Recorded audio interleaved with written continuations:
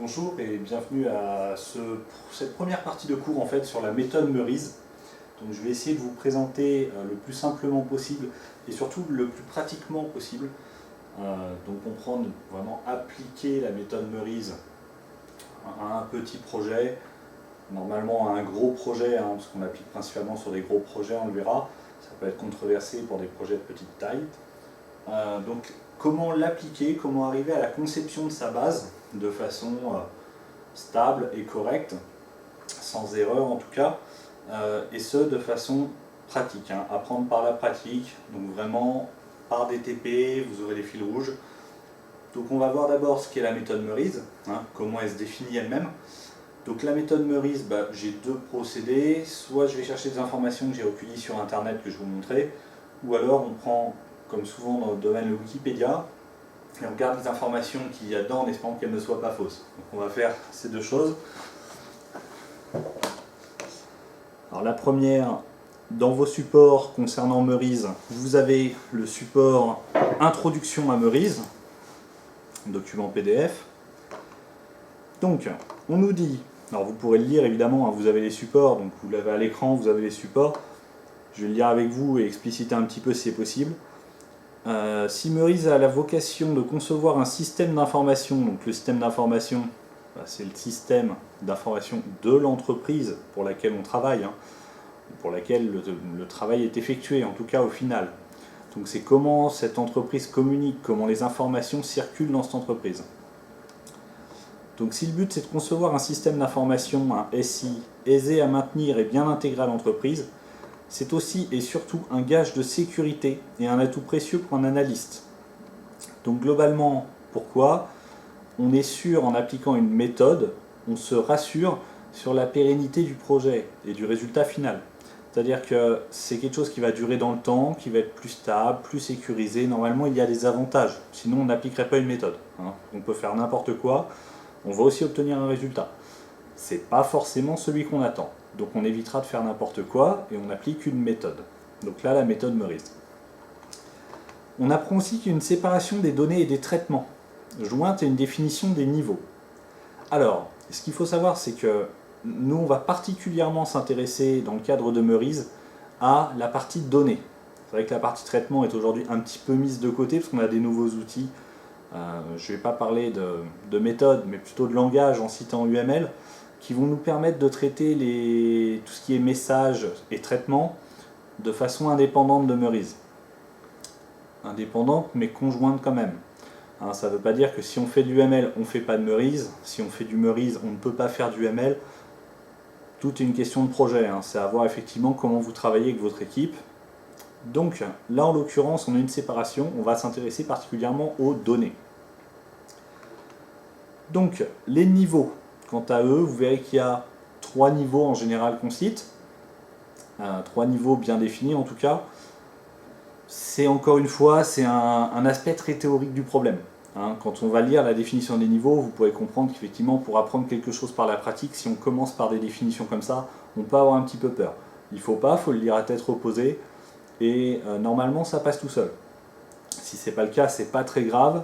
Vous comprendrez en l'appliquant ce qu'ils ont voulu dire dans ces définitions un petit peu barbares. Et quand je dis barbare, c'est-à-dire en bon français, rien compliqué quand même. Alors, tout ça permet d'aborder successivement les problèmes et de se situer à tout moment dans l'avancement des travaux. Le parcours des différents niveaux est alors le suivant. Donc là, globalement, on va avoir, grâce à cette méthode, un cadre qui est posé dans notre projet. Donc, ça définit vraiment une méthodologie, donc des étapes à suivre, et on saura à quel moment, pour le chef de projet, ou même pour son équipe, parce que l'équipe doit être impliquée, comment on établit la suite par rapport à ce qui a déjà été fait. Où est-ce qu'on en est actuellement? Est-ce qu'on répond encore aux besoins du client par rapport à ce qui était demandé au départ? Pour entendre les mots exigences fonctionnelles ou des choses comme ça, voilà, il y a tout ce qui est cahier des charges. Est-ce qu'on n'est pas sorti de ce cadre? Donc ça reste encore intéressant, effectivement, et cette méthode permet de savoir où on en est et d'avancer point par point. Les étapes de la méthode Meurize. Premièrement, alors j'ai placé là le dictionnaire de données. Il ne faudra pas m'en vouloir si je mets le dictionnaire de données. C'est souvent cité dans la littérature liée à Meurize. Or, le dictionnaire de données ne fait pas partie intégrante de la méthode. Hein, le dictionnaire de données, c'est quelque chose qu'on peut faire dans une société, qui peut être fait. Donc en pratique, on pourra recueillir des informations sur une entreprise, sur un projet, ou un domaine d'activité en tout cas, en sortir les mots-clés. La façon de structurer ces mots, on va s'y intéresser un petit peu. Hein, aussi aux règles de gestion dès ce moment-là. Et on va se servir de ce dictionnaire de données notamment pour passer à la suite plus simplement. Alors, beaucoup diront que le dictionnaire de données est une étape pas optionnelle, hein, on ne va pas dire ça dès maintenant, mais c'est une étape effectivement avec de la pratique et sur des projets de petite taille, et je dis bien de très petite ou de petite taille, on pourrait se passer de dictionnaire de données avec de l'expérience. Parce qu'on peut le faire mentalement et passer directement à ce qu'on appelle le MCD, donc l'étape suivante. En tout cas, une des étapes suivantes. Le truc, sur un projet de taille moyenne ou de grande taille, comprenez bien que ça sera rapidement impossible.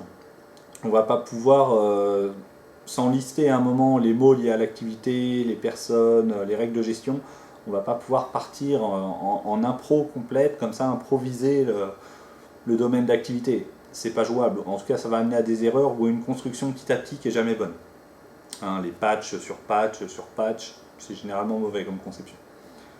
Donc, on a fait notre dictionnaire de données. L'étape suivante à laquelle on va s'intéresser, ce n'est pas nous ici la matrice des dépendances fonctionnelles.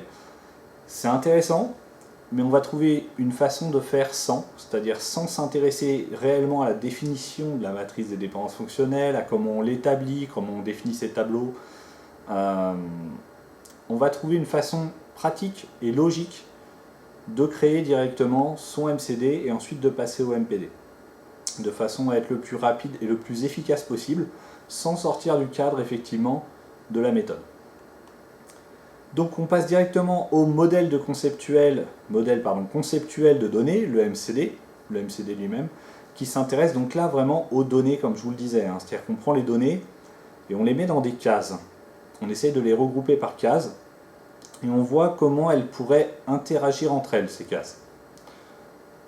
Notamment par des actions, des transitions si vous voulez.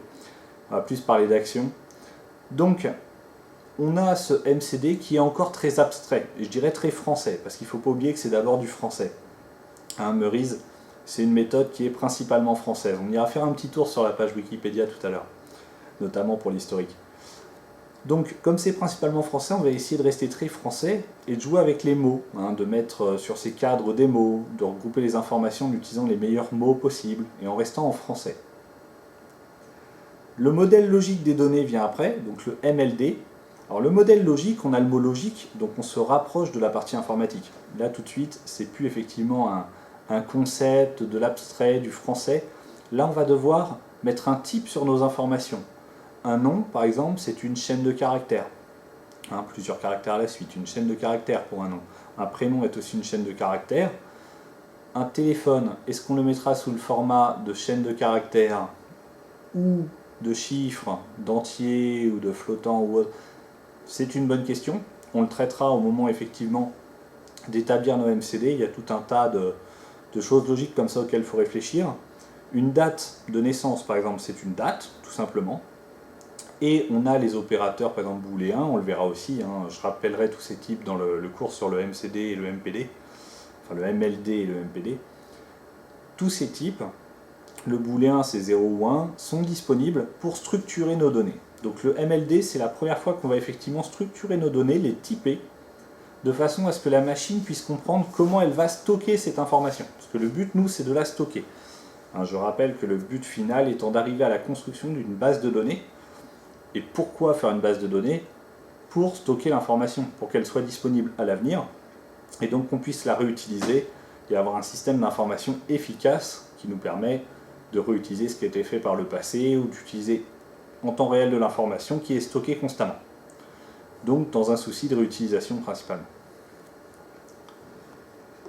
Après le MLD qui est un modèle logique, donc informatique sur la façon de structurer l'information, on passe sur un modèle qui est directement lié au système de gestion de base de données relationnelles. Donc système de gestion de base de données relationnelles c'est un SGBDR.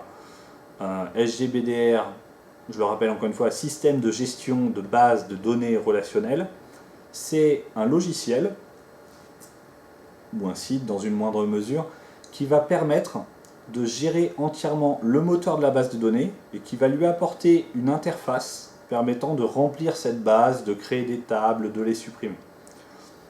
Donc comment on passe un format compris par ce SGBDR, donc que ce soit, ça pourrait être Access est un SGBDR, ou MySQL avec un PHPMyAdmin, ou un Postgre, ou ici SQL Server pour ce qui en est de l'AFPA Paris. Et bien en l'occurrence, le logiciel va permettre de passer à ce SGBDR, soit automatiquement, évidemment par la génération, vous, vous doutez bien qu'on a des logiciels qui vont nous aider, soit à partir du MLD ou du MPD, on va pouvoir tirer des informations qui vont permettre de créer un script.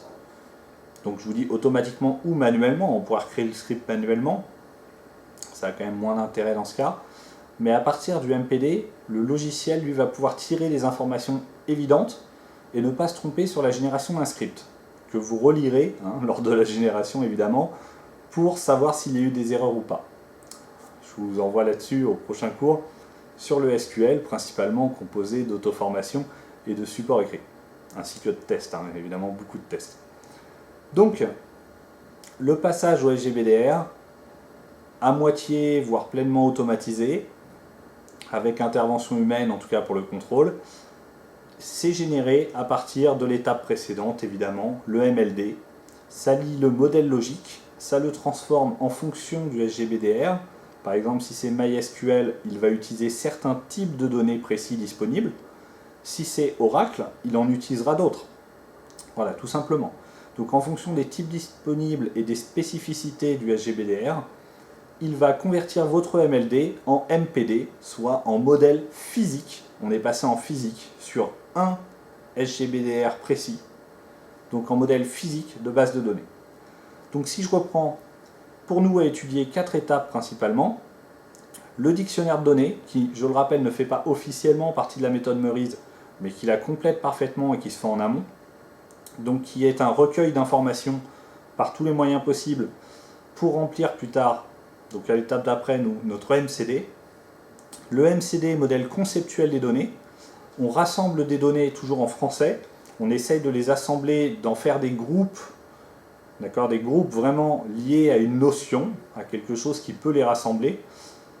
Si je donne un exemple, avant le cours sur la MCD, effectivement, je ne sais pas, un prénom, un nom, une date de naissance, ça pourrait être une personne.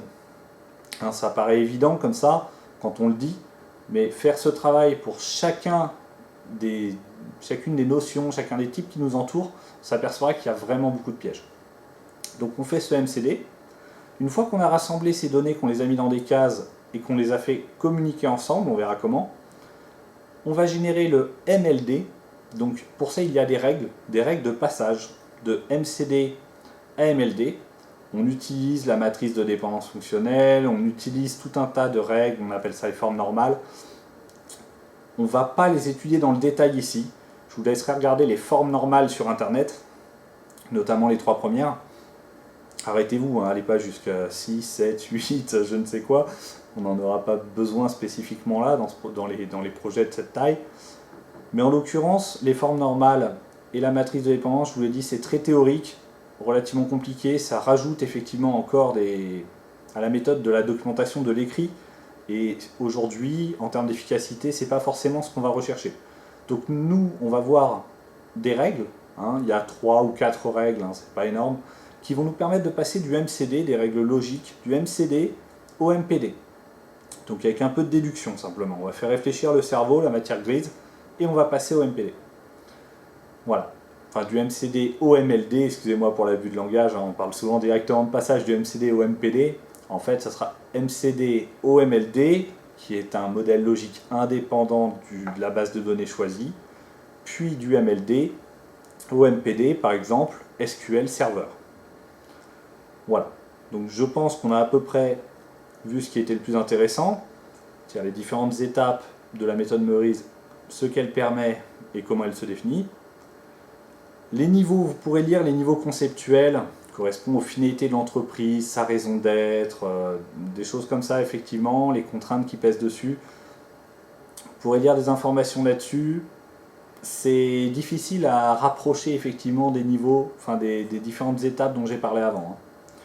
Le niveau organisationnel permet de définir l'organisation qu'il est souhaitable de mettre en place en fait dans l'entreprise. Comment est-ce qu'on va structurer les choses? Là, c'est un petit peu plus souple. Comment on va atteindre les objectifs? Excusez-moi. Et enfin, le niveau technique, c'est-à-dire les moyens techniques nécessaires au projet. Donc, vous voyez, c'est encore de la gestion de projet, mais on n'est pas en rapport direct avec la conception de la base de données logiciellement. On ne rentrera pas dans le détail des niveaux. Si ça vous intéresse, pareil, je vous laisse vous documenter, mais ce n'est pas quelque chose qu'on étudiera à fond. Je vais fermer effectivement ce petit support, et je vais me permettre d'aller chercher sur Internet. Alors je l'ai déjà fait, hein. Vous pouvez le faire en ouvrant votre navigateur préféré. Ici j'ai nommé Google Chrome. Et en cherchant Merise, M-E-R-I-S-E. Je le rappelle, M-E-R-I-S-E. Alors ne me mettez pas de Y, ou ne l'écrivez pas M-E-U, on dit Merise, d'accord? Et c'est pas M-E-U, c'est M-E-R-I-S-E. Merise. Donc prononcer justement Merise et non Mérise ou quelque chose comme ça. C'est une méthode d'analyse, on nous dit, de conception et de gestion de projets informatiques. Donc jusque-là on est bien. Donc analyse, on analyse les besoins, d'accord? On cherche à comprendre quels sont les besoins, quelles vont être aussi éventuellement les contraintes. Méthode de conception, c'est comment est-ce qu'on produit, comment est-ce qu'on envisage de produire quelque chose, comment est-ce qu'on planifie, d'accord? On fait une stratégie, on se dit on va commencer là, ensuite là. Ça, c'est la phase de conception. La gestion du projet informatique étant la gestion dans son ensemble, hein, de A à Z, tout simplement. On nous dit Merise a été très utilisé dans les années 70 et 80 pour l'informatisation massive des organisations, très adaptée aux projets internes aux organisations, se limitant à un domaine précis. C'est relativement controversé, en général on peut l'utiliser dans à peu près tout. Je vais descendre directement. Historique, le résultat des travaux pour la méthode Merise menée par Hubert Tardieu dans les années 1970, donc vous voyez c'est pas tout neuf, effectivement ça a pu évoluer, il y a d'autres outils qui ont pu apparaître depuis. Ça s'insérait dans le cadre d'une réflexion internationale autour notamment du modèle relationnel d'Edgar Frankfurt. Alors j'étais pas à l'école avec, hein, donc j'aurais du mal à vous dire précisément qui c'est sans cliquer dessus, pareil vous irez lire. C'est devenu un projet opérationnel au début des années 1980 à la demande du ministère de l'Industrie. Ça a surtout été utilisé en France, d'accord? Donc vous étonnez pas si effectivement à l'étranger, on travaille sur des méthodes qui sont différentes. Donc si vous êtes embauché à l'étranger, réfléchissez, il va quand même falloir à travailler un petit peu sur d'autres méthodes. Donc, Merise, méthode spécifiquement française, concurrence anglo-saxonne avec les méthodes SSADM, SDM ou Axial. Voilà, je ne vais pas vous lire toute la page. Ce que je voulais voir, petite précision sur le cycle de vie, où il rapproche effectivement le conceptuel, le logique et le physique des niveaux données et traitements. Donc bon, nous je vous dis c'est vraiment la partie données qui va nous intéresser.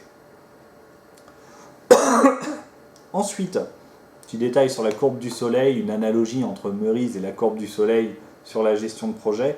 Hein, le soleil qui se lève, point culminant, puis qui se couche. Ils font une analogie assez intéressante, vous pourrez lire ça. Et il vous parle des niveaux, donc le niveau conceptuel, le modèle conceptuel des données, donc le MCD, c'est un schéma qui représente le système d'information. Il vous parle du modèle conceptuel des traitements, ça représente les traitements aux réponses à des événements. Là, on ne va pas traiter ça. Comme je vous ai dit, on va s'intéresser qu'à la partie données de Merise. Alors je suis d'accord qu'effectivement, sur la partie cohérence entre les traitements sont cohérents avec les données rendent les traitements cohérents. On se passera de cette partie-là. Hein, on s'apercevra qu'en travaillant que sur les données, on arrive quand même à avoir quelque chose d'efficace et qu'on pourra compléter par la suite en faisant effectivement un petit peu attention par d'autres méthodes ou en tout cas d'autres langages comme UML. Le tout pouvant s'inscrire dans une méthode de gestion de projet un peu plus large, hein, comme les méthodes agiles aujourd'hui. Donc, on a le MCD principalement, mais on ne traitera pas le MCT. Donc le MCD vous explique ce que c'est, donc les entités ou les objets. Donc ça comprend des associations des relations, ça on le verra. On va en reparler tout de suite après dans la partie suivante qui est d'abord le dictionnaire de données, excusez-moi, et la partie d'après le MCD. Donc il faut attendre un tout petit peu qu'on fasse le dictionnaire de données et ensuite on y reviendra. Donc là je vois les cardinalités, donc tout ça c'est le vocabulaire de la méthode. Donc voilà, si vous ne le retenez pas dès maintenant, on va y revenir. Le niveau logique ou organisationnel. Donc le niveau logique, le MLD, alors dès qu'il y a un T, oublié, c'est les traitements du coup à chaque fois. Le MLD, ça reprend le contenu du MCD, mais précise la volumétrie, la structure et l'organisation des données telles qu'elles pourront être implémentées. À ce stade, il est possible de connaître le nombre en fait, de tables qui vont avoir à être créées dans la base. Donc le MLD est quand même un élément important, c'est là que vraiment on connaît l'information, sa structure, les types, et c'est comme ça qu'on va savoir effectivement ce qu'il faut créer réellement. Le MCD ne nous donne pas ces informations. Créer une base directement à partir d'un MCD, quand même pas évident. On est obligé de passer par cette phase de MLD ou de MPD, d'y passer au moins 2 têtes, pour, ce qui n'est pas évident sur des gros projets. Dès qu'il y a plus de 3 tables, ça devient compliqué. Donc on passe par le MLD. Donc le MLD, le MLT ne nous intéresse pas. Et le niveau physique, un tout petit niveau, puisque c'est simplement un MLD, un modèle logique des données, qui se transforme en modèle physique des données. Comment? Permet de préciser les systèmes de stockage employés, implémentation du MLD dans le SGBD retenu, tout simplement. Le traitement opérationnel des traitements, à nouveau le MOT, on ne s'y intéressera pas. À tort ou à raison, mais on ne s'y intéressera pas, notamment par manque de temps. Il faut qu'on avance effectivement, et on verra d'autres choses par la suite. On vous parle des différentes phases, vous pourrez lire les différentes phases, on va y rentrer nous dans les phases. Un dictionnaire de données en premier, puis MCD, MLD, et enfin passage au MPD. Le MLD et le MPD feront l'objet d'une seule et même vidéo, puisque le MPD c'est juste une transformation, la génération d'un script, tout simplement, à partir du MLD et des informations contenues dans le MLD. Donc c'est quelque chose d'automatique. On a quasiment, à part vérifier, on n'a pas besoin de faire quoi que ce soit humainement. Il n'y a plus de réflexion pour le passage du MLD au MPD, si on laisse faire en tout cas les logiciels qui nous assistent dans cette tâche. Voilà, je pense qu'on a fait à peu près le tour. La controverse sur Meurize, effectivement il y a des controverses concernant cette méthode. Pourquoi? Elle est connue pour gérer plus ou moins efficacement, en tout cas plus efficacement, des gros projets, des projets de grande taille, vraiment. Et souvent des projets qui contiennent un existant. Donc là, on n'a pas d'existant, on va partir sur du nouveau, donc on va créer une base sans existant, ça devrait nous simplifier la vie. Au moins on n'aura pas à lister, ça évitera un effort de documentation insurmontable. Mais on n'a pas un gros projet non plus, c'est-à-dire que là on part sur des petits projets, taille humaine, qui peuvent être réalisés en petits groupes. On verra que là on peut les faire parce que ça s'applique.